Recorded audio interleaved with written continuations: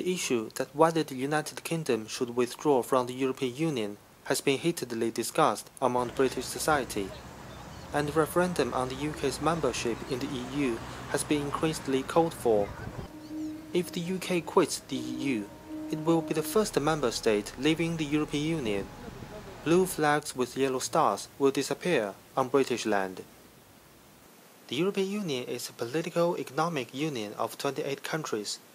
It was founded in 1993 on the basis of the European Coal and Steel Community and the European Economic Community, which were formed respectively in 1951 and 1958.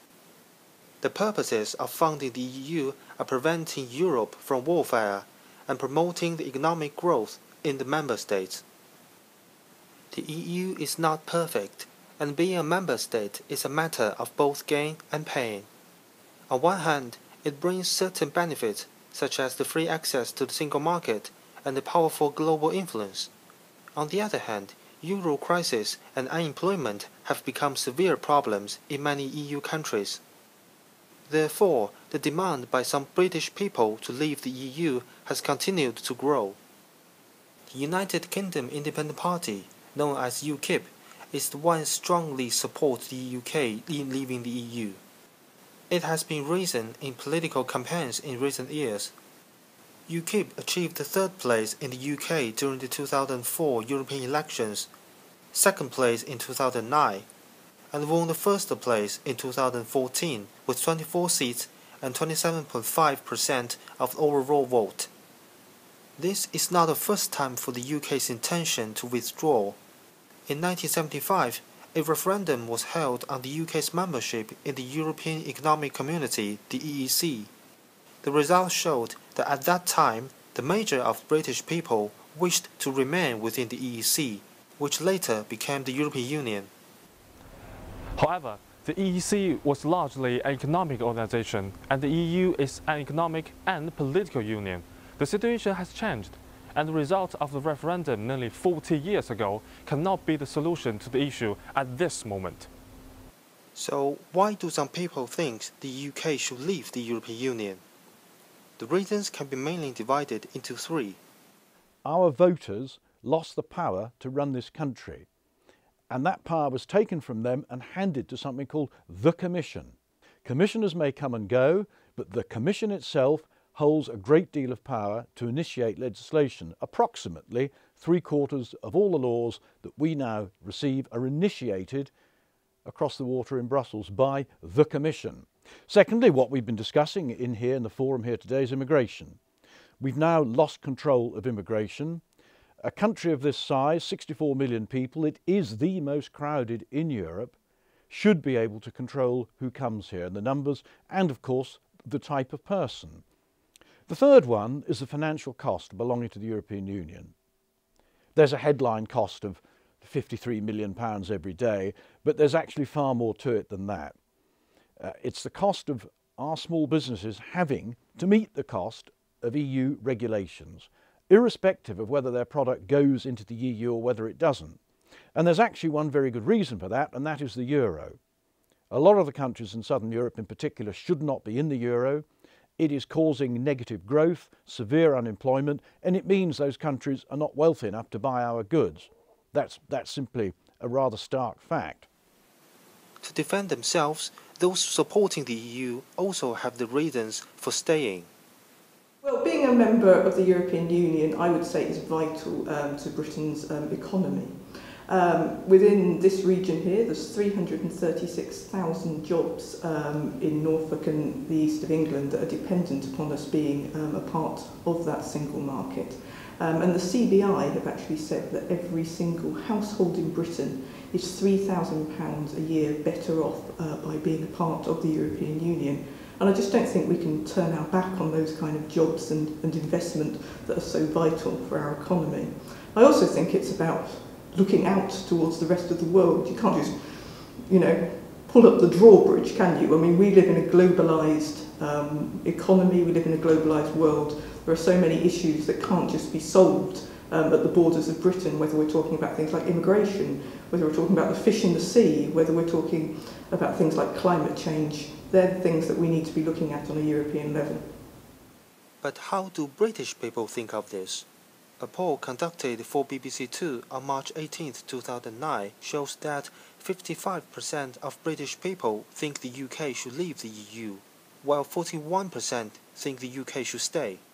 An Opinion Observed poll published in June 2014 suggested that 48% of the British public would vote to leave the EU, while 37% would vote to remain. On March 11, 2014, YouGov published that 39% of the British people prefer to leave, while 41% would like to stay. It seems that the balance slightly swayed to staying rather than leaving. From the perspective of the East of England, how do local people think of this issue? I think the UK should stay in the EU. Stay in? The UK should stay in the European Union. We should not stay in the European Union. I would like us to remain within the European Union, yes. At the moment, I think it should leave.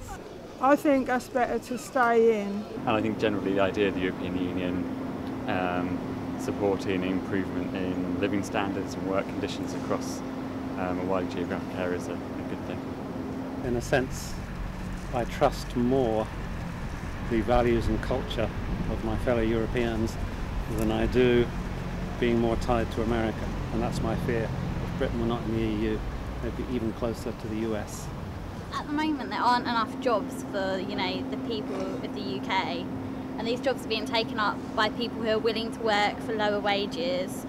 They're willing to work for less, and so that means that the English people can't get the jobs, and that disadvantages us as a country. It hasn't looked after its trade and its commerce, and has fallen so far behind that it's affecting our economy, and I think it's holding us back. Say no to the European Union! The public opinion is really divided because this issue is significantly related to people's daily life. Influences on the East of England can be seen from aspects of business, agriculture, young generation, and immigration. Above all is the impact on business. The East of England region has the highest level of investment in the UK and holds the 5th largest port in Europe, Felixstowe, which has over half of the UK's container traffic. Business in this region contributes more than £110 billion to the UK economy and receives £20 million from the EU every year under the name of EU Regional Development Fund, which is used to develop the green economy and new technology. Leaving the EU will cause negative influence on investment and export in this region. The opportunity for inward investment, for companies to come and invest here, would be it would be a much less attractive place to do that because we wouldn't be part of that free market. I think we will be seen to be a country stepping back from international trade than one that is reaching out with open arms for international trade. If we're not exporting, that means that there's going to be more people unemployed, and that is catastrophic for families and people. However, anti-Europeans hold the view that leaving the EU will benefit the market. And the whole idea that we're going to lose a market is wrong. It's wrong for two reasons. The first is simply legal. The EU is part of the WTO. The WTO discourages trade barriers and tariffs. It discourages that. It's been fighting for the last 40 years to get them down, and it has been fairly successful. But really, that's just the technical one. The main reason on the ground why there's no problem that we're 64 million affluent customers in this country, or relatively affluent customers, who are a market for produce from the European Union. And the funding is not so beneficial as people think. For every pound that comes to Norfolk from the European Union, taxpayers in Norfolk have to send £2 to the European Union in order to get that money back. It's our own money that's coming back to us, heavily cut in half. Although the amounts of the payment and investment are not equal, what people should pay attention to is not only the amount, but also the way the money is spent. If it is that somebody here in Norwich is collaborating with somebody in Paris or someone in Germany, and therefore we get better value out of the way that that money is spent, then surely that's good. And given the kind of society and world that we live in today, it's about building partnerships, and therefore we can get better value for money by putting the money through a European route. Besides the business, farming in the east of England is also influenced. Farmers in this region receive subsidies from the EU every year, which is a significant reason that why the UK should remain in the European Union. And we're standing on a field of sugar beet here, which is a classic example of a crop that is part of the European Union regime. The whole field is receiving a subsidy worth about £80 an acre sterling at the moment, and if you imagine that this farm we're standing on is 500 acres, the sum of money that it would receive would be about £40,000 a year. Enough money to influence its decisions. However, carrot is always with stick. Farming in the east of England also receives many restrictions from the EU. There's a lot of red tape coming from Europe. We're now about to enter into a new round of single farm payment where we're going to have to put more of the farm into greening. At the moment I've got 8% of my farm taken out of production in environmental schemes, and I may have to take another 5% of the farm out of production to qualify for the new greening, just to get to stand still basically. This sugar beet crop is managed by quota. The English grower, this farmer, has a quota to entitle him to grow so many tons of sugar beet. And a typical quota would be perhaps 1,000 tons, and he would expect to grow that from 30 tons to the acre, about 33, 35 acres. Not a big amount of land. Sometimes I think we'd be better off out, we wouldn't have the legislation, we could get on and we could farm. But another thing is the big brother aspect is helpful at times as well. So. Another aspect is the young people. Young generation is the future of the nation. Since the opinions are so divided in British society, how do young people think of this issue may decide what role the country will play on the world stage. I personally feel that Britain should leave the EU at the moment as it stands, because the way that the EU functions at the moment is very different to how it was when it was established. I feel that we've given away too much power to Europe. There are benefits we had as members of the EU, for example, free travel and learning about new cultures. I personally enjoyed many happy trips to France and other countries, so that is a benefit, but I don't think that would stop as a result of leaving the EU. And obviously there are other benefits such as cross-border projects, that sort of thing, but again, we could establish those equally as well, whether we're a member of the European Union or not, really, I feel. So. And perhaps even projects were more beneficial to Britain rather than the European Union as a whole. I think we should definitely stay in the EU. We should be dealing with the problems that the EU has at the moment, instead of kind of finding an easy route, an easy way out, like leaving the EU. I think obviously everything, businesses, they all have weak points, and the EU is at a weak point at the moment. I think we should all work together to try and solve it. I don't think that the UK should leave the EU. I think they should stay. Well, first of all, for personal reasons. Eventually, I want to maybe move to England, and obviously that will be a lot easier if they stay in the EU. But also, in general, I think they're not doing themselves any favors by leaving. I think economically it would be better for them to stay.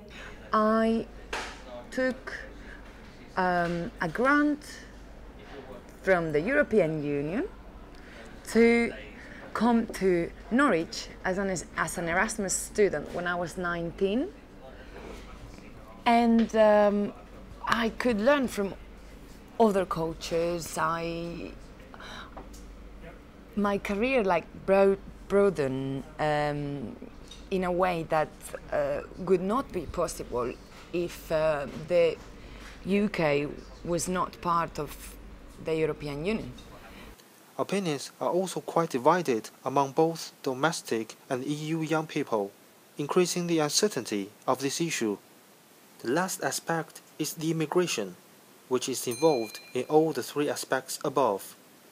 This is Macdonald Street, a community having many migrants in the city of Norwich. Because of geography, the East of England has a long history of immigration, and many people from countries in Eastern Europe are now living here. I would say that in the United Kingdom, the feeling that immigration is uncontrolled arises mainly because of the sheer numbers of people coming. It's relatively small in total terms, but 150 to 200,000 people a year as net migration, that is, the number of people moving in minus the number of people leaving, has been seen as a challenge for education, for health services, for social services, as migrants have come in to settle. While using the social resources, immigrants also make contribution to the UK's economy.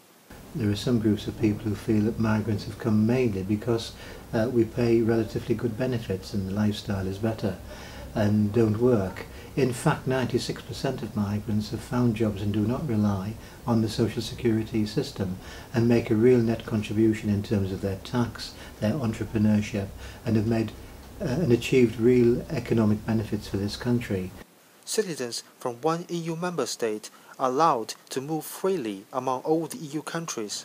If the UK leaves the EU, the European immigrants in the UK could become illegal and might have to go back to their own countries. And the British immigrants living on the European mainland may have to face the same situation.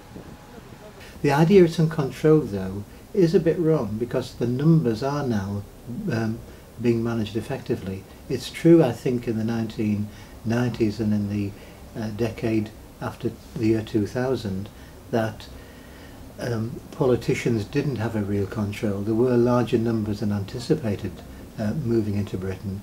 But nevertheless, at one time the UK Treasury felt that we needed 100,000 migrants to maintain the vibrancy of the economy. It is just simply that there's been something of a backlash as people have seen that towns and cities across Britain have become, the profile of migrants has become more significant. The EU is trying to build up a political unity, or as someone says, the United States of Europe, which is definitely what many British people do not want. Political independence is the essential reason for the UK quitting its membership in the EU. So the argument, I think, of a European superstate is one which is not really supported by many Europeans. And in the United Kingdom in particular, I think the opinion polls show that 5%, 1 person in 20, likes the idea of eventually of a federal Europe, meaning that 19 out of 20 don't. Some of those 19 out of 20 would actually leave the European Union. Experts said remaining within the EU is the better way to make the UK more powerful and influential around the world. We are much more effective as part of the European Union with 500 million people representing well over a quarter of world trade, and where we will have much better relationships and influence with China, with India, with the United States as part of that bloc. Yes, we can sometimes have to concede interests and compromise with other member states, but the negotiation of any treaty or of working together in any international organisation is often about compromise, and as long as the gains over time exceed the costs, it is worthwhile being a member. Both sides of the issue make quite sense, and there is no clear answer so far. It's British people's right to choose whether the UK should stay or leave in the European Union. This international and national issue is also a local matter and has many things to do with every British man. Whether the United Kingdom should withdraw from the European Union has to be well considered for the true sake of the nation and the people living in this country.